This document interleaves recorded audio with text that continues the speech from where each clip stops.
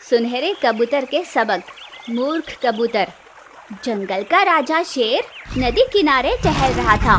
उसके सामने से गुजर रहे हाथी, खरगोश और हिरण जैसे जानवर शेर राजा को देख नमस्कार शेर राजा, प्रणाम शेर राजा कहते गुजर रहे थे। हाँ हाँ, प्रणाम हाथी जी। अब सेहत कैसी है? और खरगोश, तुम्हें चरने के लिए घास मिली? और बताओ हिरण, आजकल दिखाई नहीं देती। यूँ सभी का हाल चाल पूछते हुए शेर राजा थोड़ा आगे बढ़ा। अचानक शेर राजा को एक पेड़ के नीचे सोने का अंडा दिखाई दिया। ये तो कोई सोने का अंडा लगता है। शेर राजा ने उस सोने के अंडे को उठाया और अपनी गुफा के बाहर बैठकर शेरनी को बाहर बुलाया। रानी, रानी। हाँ हाँ, आ रही हूँ। क्यों इतना चिल्ला रहे हो? बताइए, क्या बात है? यूँ चिढ़ती हुई शेरनी गुफा से बाहर निकली और शेर राजा के हाथ में उसने सोने का अंडा देखा। अरे, ये क्या है जी? इतना चमचमा रहा है। शेरनी ने भी उस सोने के अंडे को अपने हाथ में लिया और चकित होकर उसे निहार रही थी। ये मुझे नदी किनारे एक पेड़ के नीचे मिला। जरूर किसी पंछी का ही अंडा होगा। तुम इसे जतन से गुफा के अंदर ले जाकर रखो। शेर राजा के कहने पर शेरनी ने उस सोने के अंडे को गुफा के अंदर जतन से संभाल कर रखा। फिर शेर राजा हमेशा की तरह अपने जंगल के व्यवहारों में, जंगल के पालन में व्यस्त हो गया। फिर कुछ दिनों बाद जंगल में जोरदार आंधी के साथ बरसातें शुरू हो गई। बरसात इतनी तेज और लगातार बरस रही थी कि कोई भी जानवर या पंछी अपने घोंसले और गुफा से बाहर निकल ही नहीं पा रहे थे। जब शेर राजा अपनी गुफा के अंदर सोया हुआ था, तब अचानक सोने का अंडा नीचे गिरकर टूटा और उसके अंदर से एक नन्हा मुन्ना सा सुनहरा कबूतर बाहर निकला। उस आवाज से शेर राजा और शेरनी की आंखें खुली और उन दोनों ने उस नन्हे कबूतर को देखा। देखा आपने सुनहरा कबूतर? हाँ शेरनी जी, देख रहा हूँ। ये जरूर हमारे जंगल के लिए हितकारी होगा। शेर और शेरनी को इस बात पर बड़ी श्रद्धा थी, इसलिए उन दोनों ने नन्हे सुनहरे कबूतर की देखभाल बहुत अच्छे से करनी शुरू कर दी। चूंकि स्वयं शेर राजा ही उसका इतना मान रखते, उसकी देखभाल करते थे, इसीलिए जंगल के बाकी प्राणियों ने भी उसी का अनुसरण करना शुरू किया। फिर एक दिन हर रोज की तरह शेर राजा जब नदी किनारे टहल रहा था, उसने देखा कि जंगल में स्वच्छता नहीं रखी गई है।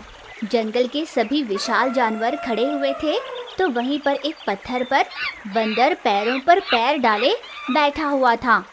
और थोड़ी दूर जाकर देखा तो वहाँ पर नन्हे जानवर आपस में लड़ रहे थे, मारपीट कर रहे थे। इस जंगल में कोई भी अनुशासन या न्याय का पालन नहीं कर रहा। बच्चों में थोड़ी भी सभ्यता नहीं है, बड़ों के प्रति सम्मान नहीं है और जंगल के परिसर में भी कोई स्वच्छता नहीं। इन सब को सबक सिखाना बहुत जरूरी है। ऐसा शेर राजा ने निर्णय कर लिया। अचानक उसे सुनहरा कबूतर याद आया। वो कबूतर सुनहरे रंग वाला है, जरूर उसे बहुत सारा ज्ञान होगा। मुझे उसी से जंगल में पाठ पढ़वाने होंगे। ऐसा शेर राजा ने मन ही मन ठान लिया और फिर जंगल में सभी जानवरों की एक बैठक बुलाई और फिर सभी से ये कहा कि अगले दिन से सुनहरा कबूतर जंगल में सभी जानवरों को पाठ पढ़ाएगा। सभी जानवरों ने उसकी बात मान ली। फिर अगले ही दिन नदी किनारे एक पेड़ के नीचे सुनहरा कबूतर हाजिर हो गया। जंगल के बंदर, खरगोश, हाथी और मछली सभी उससे पाठ पढ़ने के लिए वहाँ पर इकट्ठे हो गए। अभी तुम सबके लिए एक परीक्षा होगी। तुम्हें इस पेड़ पर चढ़कर दिखाना होगा। यूँ सुनहरे कबूतर ने कहा तो सभी जानवर अपनी अपनी ओर से कोशिश करने लग गए। बंदर तो फटाक से पेड़ पर चढ़ गया। खरगोश ने थोड़ी कोशिश की और हार मान गया। मछली तो पानी से बाहर नहीं निकल सकती थी और हाथी से ये होना संभव नहीं था। तुम सभी कितने मूर्ख और निकम्मे हो। देखो, बंदर कितने फटाक से पेड़ पर चढ़ गया। बंदर के आगे तुम सभी किसी काम के नहीं हो। यूँ उसने सभी को जोर से फटकार दिया। कम से कम कल तक अच्छे से प्रयास कर आना। यूँ उन्हें डांट कर सुनहरा कबूतर वापस लौट गया। उस रात हाथी, मछली और खरगोश रात भर पेड़ पर चढ़ने का प्रयास करते रहे, पर उनमें से कोई भी ये काम पूरा नहीं कर पाया। फिर सुनहरे कबूतर ने अगले दिन आकर उन सभी के लिए वही परीक्षा रखी और उस दिन भी तीनों ही उस परीक्षा में निष्फल हो गए। मैंने तुम तीनों को कल रात भर का समय दिया था, फिर भी तुम तीनों ये कर नहीं पाए। जाओ, जाकर धूप में खड़े रहो। यूँ सुनहरे कबूतर ने उन तीनों को सजा सुना दी। वे तीनों बेचारे क्या करते, उन्हें तो बात माननी पड़ी। तीनों धूप में खड़े रहे। फिर उसके अगले दिन भी यही परीक्षा रखी गई। तुम तीनों का जीवन तो बेकार है, बेकार, किसी काम के नहीं हो। जाओ, जाकर जंगल के चक्कर काटो। यूँ बार बार सुनहरा कबूतर उन्हें सजा पे सजा दिए जा रहा था, पर वे तीनों कभी भी वो काम पूरा कर ही नहीं पाए। उन तीनों को भी अब ऐसे लगने लगा था कि सच में वे तीनों किसी काम के नहीं हैं। तुम तीनों इस जीवन में कुछ हासिल नहीं कर पाओगे, भीख मांग कर ही खाना पड़ेगा। यूँ सुनहरा कबूतर हर रोज उन तीनों को खूब डांटता।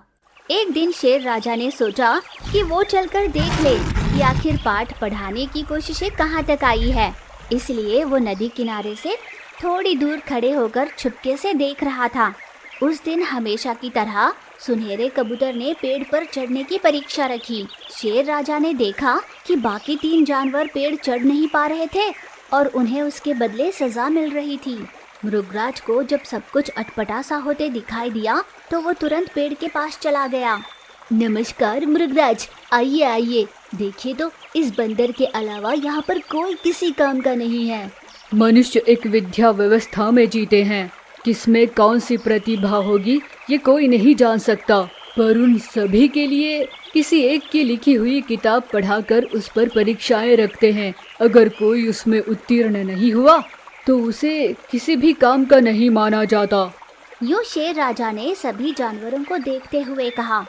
सुनहरे कबूतर की समझ में नहीं आ रहा था कि वो क्या कहे, इसलिए वो चुपचाप खड़ा था।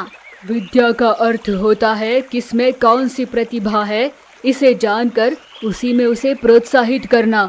मछली की परीक्षा तैराकी में ही ली जा सकती है। खरगोश की प्रतिभा का उसकी दौड़ से पता चलता है और हाथी की काबिलियत पता करने के लिए उससे बोझ उठवाना पड़ता है।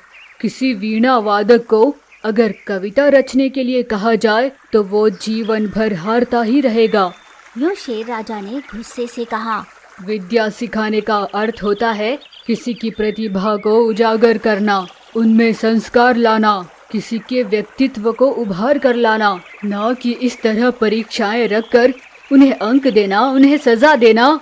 याद रहे, इस पूरे संसार में जीवन से बड़ा कोई गुरु नहीं है। सीखना ये चाहिए कि इस जीवन को किस तरह जिया जाए। अंक और सजा से इसका कोई लेना देना नहीं।